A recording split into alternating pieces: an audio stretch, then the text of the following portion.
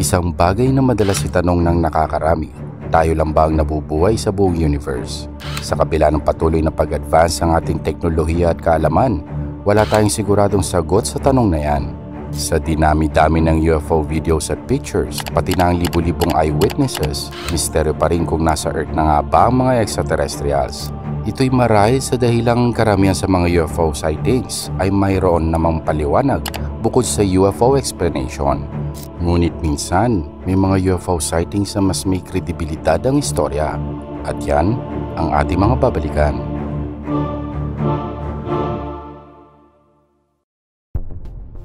Summer ng 1947 nang inulan ng mga reports ng mga kakaibang bagay sa kalangitan ng mga news at government agencies sa Amerika. Nagsimula ang UFO mania dahil sa isang piloto na si Kenneth Arnold. June 24, 1947, nagpapalipad si Arnold sa mga kabundukan ng state ng Washington nang makakita siya ng formation ng siyam na saucer-like objects. Hindi akalain ni Arnold na sa simpleng description niya sa mga object na ito, mabubuo ang sikat na terminong flying saucer. Lumilipad ang mga objects sa bilis na 2,000 km per hour. Bilis na hindi pa naabot ng kahit anumang man-made airplane ng mga panahong yon. Ayon kay Arnold, ay maaaring sikretong military test flight ang mga ito. Ngunit pinabulaan na agad ito ng US Air Force at sinabing maaaring optical illusion lamang ang nakita ni Arnold. Ngunit hindi ito ganoon kasimple dahil si Arnold ay isang experienced pilot at ang nakita niya kinumpirma din ng ilang witnesses mula sa ground na nakakita din ng mga oval-shaped objects sa kalangitan. Bukod dito, ang ibang sightings na report ilang araw bago ang encounter ni Arnold at ang iba ay na-report ilang araw pagkatapos ng sightings ni Arnold. Higit 800 UFO cases sa loob ng isang buwan, kabilang ang kilalang Roswell incident. Sa harap ng publiko, dinismiss ng US Air Force ang mga UFO sightings at sinabing kombinasyon lamang ito ng imahinasyon at maling perception ng mga natural phenomena. Ngunit sa loob ng US Air Force, sila rin ay namangha at nag-alala sa mga pangyayaring ito.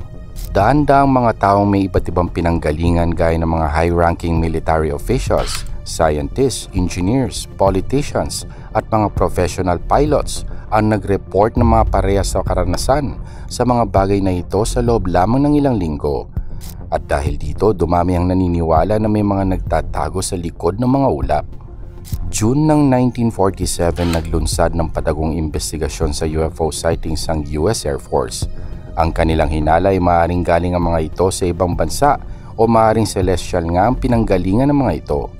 September 1947, hindi na maalis ang posibilidad ng existence ng advanced aeronautical vehicles.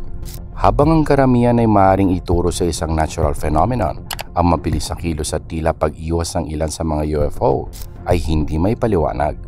Ang kadalasang spekulasyon ay maaaring top secret military project ito ng US o ng ibang bansa. Sinasabing maaaring nakakuha ng teknolohiya ang Soviets mula sa Germany pagkatapos ng World War II at ginamit nila ito para makagawa ng mga aircraft na kaya mag-infiltrate sa US airspace. Dahil dito binuo ang Project Sign, isang classified investigation para alamin kung mapanganib ba ang mga UFOs sa kanilang national security. Ang mga investigators ng Project Sign nakakalap ng ilang posibleng explanation ng mga sightings. At noong summer ng 1948, may maliit na bilang ng mga credible at well-documented UFO cases ang hindi nila may paliwanag. Ang mga kasong ito, tinawag nilang The Unknowns. Sa pamamagitan ng process of elimination, sinasabi sa Project Sign na ang most probable explanation ng mga unknowns ay extraterrestrial. Sa madaling salita, ang The Unknowns ay hindi nanggaling sa ating planeta.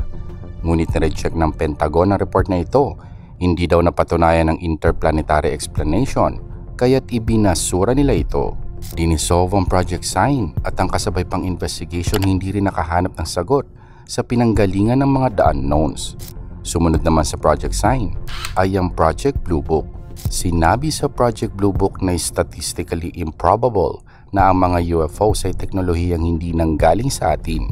Sa dami ng UFO sightings sa Project Blue Book na sinasabing natural phenomenon o misinterpretation lamang, hindi na mabigyan ng dahilan kung bakit popondohan pa ang research. Sa pagbuwag ng Project Blue Book noong 1969, natapos ang mga government-funded UFO research. At mula noon, sinabi ng US Air Force na resolved na ang isyong ito. Sa 12,618 reported UFOs, 701 ang unknowns. Ngunit may mga nagsasabing maring higit 1,700 cases talaga ang mga the unknowns. At habang binabaliwala lamang ng US government ang mga unknowns na ito, isang tanong pa rin ang hindi nasasagot. Anong nakita ng mga taong nag-report? Anong klaseng natural phenomenon ang nakita nila? Hapon ng May 24, 1949, 6 na tao ang nasa isang fishing trip sa Rogue River. Matatagpuan ito sa Oregon State. Isa sa kanila ay nakakita ng tila isang bilog na object sa kalangitan. Halos hindi ito gumagalaw at tahimik itong palutang-lutang sa taas na 1,500 meters. Mahirap itong makita gamit lamang ang mga mata, ngunit ang isa sa kanila may daladalang binoculars na may 8 times magnification. At kita sa binoculars ang isang metallic craft na hindi pamilyar ang disenyo. Pabilog, flat, nasa 10 metro ang diameter at meron itong round fins sa bubong. Reflective na silver color ang surface ito na tila madumi. Walang conventional propulsion, walang tunog. 2 minuto nila itong inoobserbahan ng dahan-dahan itong lumipad sa lungat sa hangin at biglang lumipad ng singbilis ng isang jet plane. Bukod sa mga tugmang salaysay at detalyadong sketches, ang interesante sa kasong ito ay 2 sa mga witnesses nagtatrabaho sa isang aeronautical research facility. Ibig sabihin ay maalam sila sa aeronautics. Bukod dito, ang kaso hindi kumalat sa publiko. Importante ito dahil kung hoax ito, inaasahang maghahanap ng atensyon ng publiko ang mga witnesses. Gayunpaman hindi nagsalita sa media ang mga witnesses. Nalaman lamang ito ng publiko nang ma-uncover ito ng isang ufologist. Sa Project Blue Book, sinasabing misidentified airplane lamang ito o isang weather balloon. Magaling. Ang kailangan na lamang nating alamin ay kung anong airplane ang hugis pancake at anong weather balloon ang may propulsion at hindi naapektuhan ng hangin.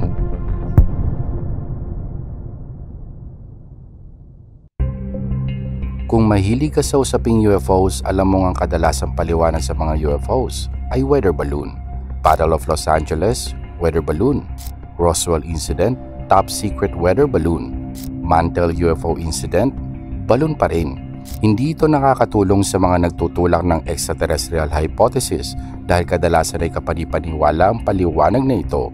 Ngunit hindi convincing ang explanation na ito kung ang witnesses ay ang mga tao nagpapalipad mismo ng balloon. April 24, 1949, isang grupo ng 5 balloonists ang nag-launch ng isang weather balloon sa disyerto ng New Mexico. Binabantayan nila ito gamit ang isang special na telescope. Habang inoobserbahan, biglang may nakita ang nag-ooperate ang telescope ng isa pang bagay sa kalangitan. Agad naman niyang inalerto ang kanyang mga kasamahan at nakita naman ng mga ito ang UFO kahit walang telescope. Elliptical shape ito, white silver at may konting dilaw ang kulay. Imposibleng malaman ang altitude at sukat dahil walang reference point. Ngunit mukhang napakataas ang altitude nito at napakabilis ng galaw, kaya't hindi ito masundan gamit ang telescope. Visible ito ng halos 1 minuto nang biglang huminto ito sa paggalaw at biglang lumipad pa vertical hanggang sa naglaho na ito. Walang tunog, salungat sa hangin. 1 taon bago nito, isang kahawig na encounter din na nangyari.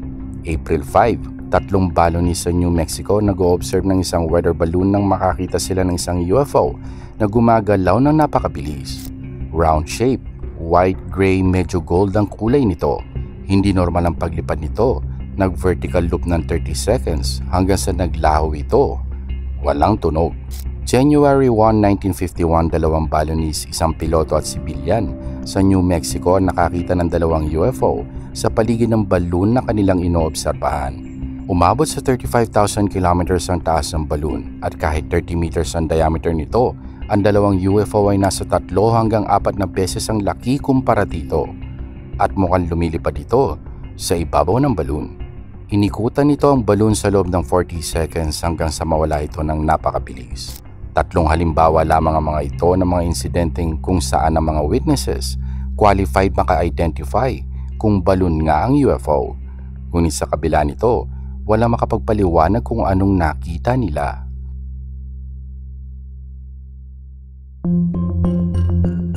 July 19, 1952, bago maghating gabi, Ang mga radar sa Washington DC at sa paligid nito nakasagap ng isang grupo ng 5 hanggang 10 unidentified na bagay.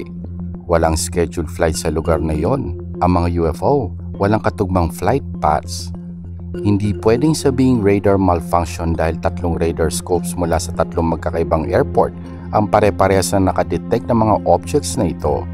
Kalauna nakumpirma ito visually, nakikita bilang mga orbs sa kalangitan. Nakitang lumipad ito sa ibabaw ng White House, Capitol Building at iba pang restricted areas. Walang direksyon at unpredictable ang galaw. Bigla ang 90 degrees maneuvers, minsan bigla ang lumilipad pabaliktad. Hindi ito maintindihan ng mga radar operators. Walang human artifacts ang kayang gawin ng mga maneuvers na ito. Nireport ang mga UFOs ng maraming tao gaya ng mga air traffic controllers, radar operators, piloto, military personnel at ng mga sibilyan. Isang piloto ang malapit sa mga UFO at sinabi niyang mga puting ilaw ito at hindi niya mawari ang hugis nito. Ang ibang orbs lumilipad kahanin ng plane ngunit ang iba tila nasa labas ng atmosphere. Tugma ang reports ng piloto sa mga radar reports na nagsasuggest na physical na mga bagay at hindi radar errors ang mga orbs. Pagkalipas ng 3 oras, 3 jet fighters ang pinadala para i-intercept ang mga UFO. Ngunit bago pa man sila makarating, ang mga UFO nag-accelerate sa higit pa sa 10 kilometers per hour at biglaan na lamang nawala. Sa pag-alis ng mga jet fighters para mag-refuel, bumalik ang mga UFO. Makalipas ang 5 oras mula sa una itong na-detect, nawala ang huling UFO sa radar scope.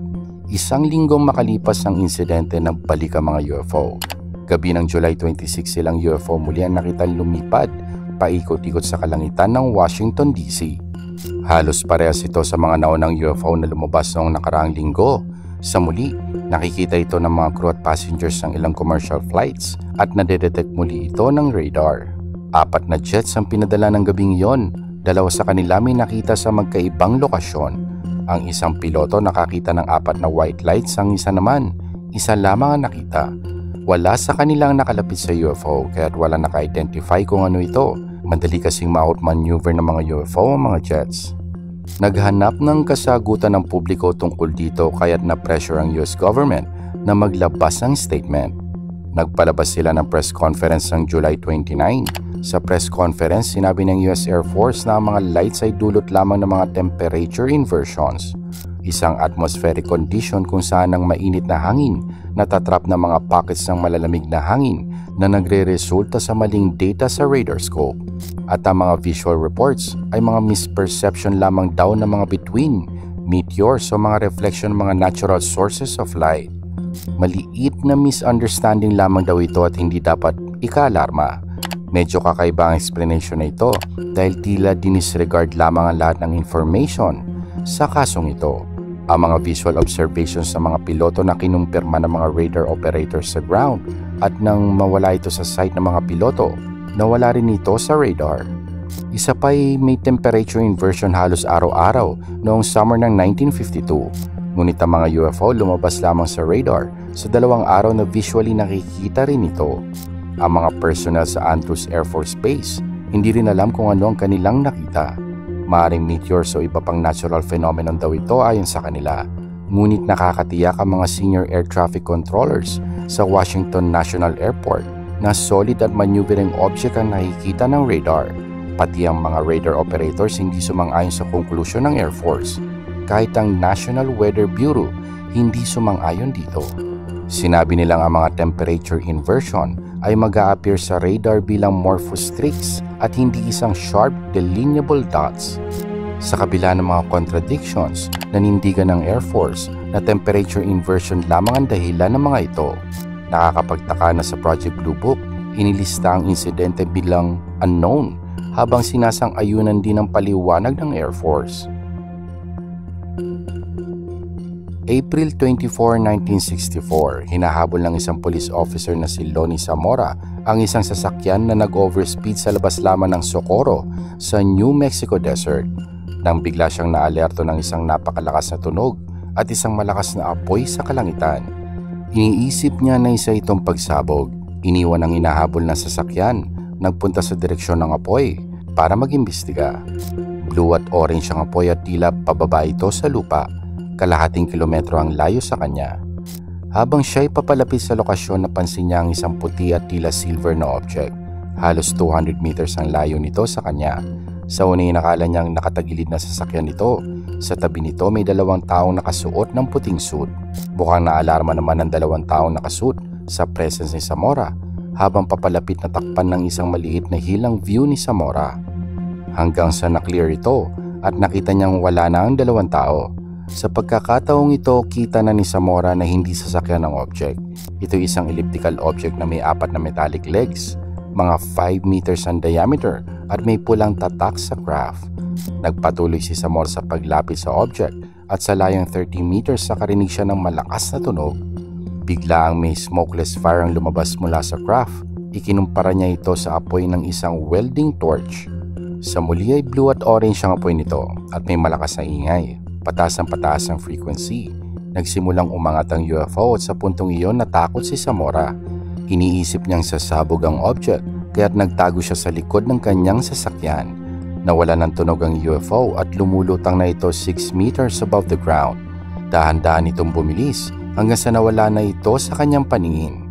Kahit na si Zamora lamang ang nakakita dito ng malapitan, may ilang mga witnesses ang nag-report ng sightings ng isang oval-shaped UFO na may bluish flame bago pa man nalaman ng media ang istorya ni Zamora. Isang witness pa nga nagsabing nakita niyang bumaba ang isang oval-shaped object habang hinahabol ng isang pulis. Maaring si Zamora ang nakita niya. Isa pang police officer ang dumating sa site. Ilang minuto ang lumipas, sumunod ang FBI at Air Force. Ang landing site masusing inimbestigahan at nilitratuhan. Sunog ang mga damo sa paligid, ang ilan ay nagbabaga pa. Nakita rin ang bakas ng 4 na paa ng craft. May footprint sa paligid ng landing site. Ampul ang tatak sa gilid ng craft, hindi ma-identify. Hindi radioactive ang landing site, walang nakita ang mga radar. Ang mga soil sample walang evidence ng chemical propellants. Ang mga investigator ay hindi naniniwalang hoax ito dahil ang mga footprints nasa paligid lamang ng landing site. Kung si Zamora lamang ang gumawa ng indentation at nagsunog ng mga damo, may mga footprints dapat na papunta at paalis ng landing site. Credible din na pulis si Zamora. Alam ito ng mga nakakakilala sa kanya at ng mga nag-interrogate sa kanya. At kahit oportunidad ito para kay Zamora para sumikat, ay hindi niya gusto ang atensyong nakuha niya dahil sa insidente. Walang ebidensya na hoax lamang ang insidente at nananatili ang kredibilidad ni Zamora hanggang sa kanyang pagkamatay. Walang conclusion ng Project Blue Book sa insidenteng ito at ang pinakakatanggap-tanggap na paliwanag ay nakakita si Zamora ng isang classified experimental aircraft na siyang katanggap-tanggap din para sa mga locals at kay Zamora. Malapit lang din sa landing site ang isang sikretong military testing range na kung tawagin ay White Sands Proving Grounds, kaya't posible talaga ang explanation na ito. Ngunit ang kakaibang design at advanced capability, mahirap ipaliwanag. Hindi naman katakatakang dininay ng military na isa itong sikretong experimental aircraft.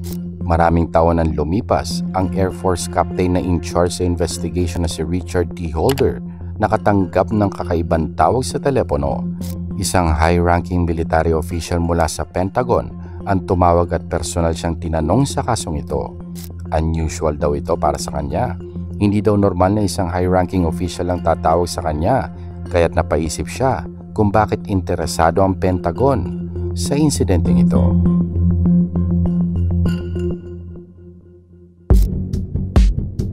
Halos lahat ng tao sa buong mundo may daladalang high-resolution camera sa kanilang bulsa.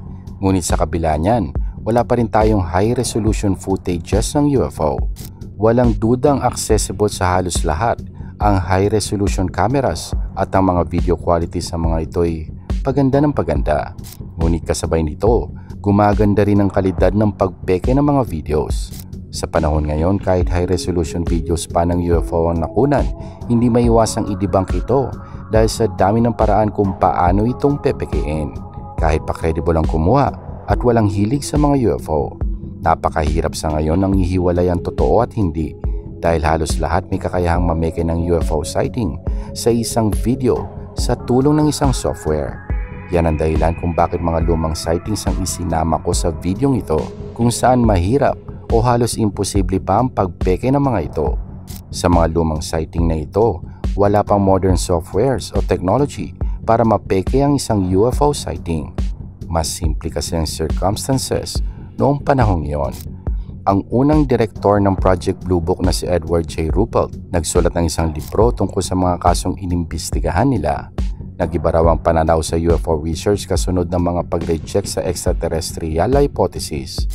Hindi na interesado ang Air Force na maintindihan ang pinanggalingan ng UFO. Gusto na lamang nilang i-debunk ang buong phenomena.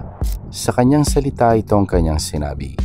Everything was evaluated under the premises that UFOs could not exist. No matter what you see or hear, don't believe it. Inutusan ng mga investigator na mag-focus sa mga kasong kaya nilang iresolba at ang mga unknowns, huwag nang pag-usapan pa sa publiko. Ang dating pinaniniwalaang maaari maging panganib sa seguridad ng publiko sa tulong ng public relations campaign na iba ito, naging kahibangan na lamang at hindi katanggap-tanggap na pseudoscience. Ito ba'y isang hakbang para pagtakpan ng katotohanang maaaring magdulot ng panik sa mga tao? Ang sabi pa ni Ruppelt, Maybe I was just playing the front man to a big cover-up. spekulasyon lamang ito ni Ruppelt. Ngunit dahil siya ang head ng Project Blue Book, hindi maiwasang mapaisip. Kung nagsisinungaling nga ang military, paano natin malalaman kung kasinungalingan ito tungkol sa mga aliens o kasinungalingan ito tungkol sa top secret program? Wala tayong alam sa parehas na yan, kaya't ang dating ng panlilin lang sa mga dahilang yan, tila parehas lang. Gusto ko talagang maniwala, kaso hindi ko alam kung anong paniniwalaan. Ikaw ba? Huwag kalimutang mag-like at mag-subscribe sa Random Pinas.